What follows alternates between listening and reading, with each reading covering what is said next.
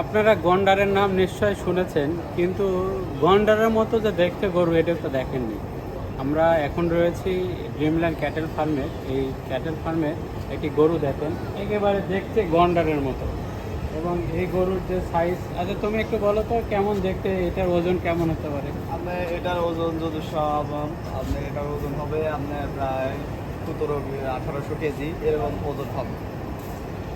এটা দেখতে ওরকম গন্ডারের মতো, এটা সেম গন্ডারের জঙ্গল করতে যায় Same। মানে দেখতে মনে হবে একেবারে সেম গন্ডার, কিন্তু আসলে গন্ডার না, এটা একটি গরু যার ওজন প্রায় 1700-1800 কেজি।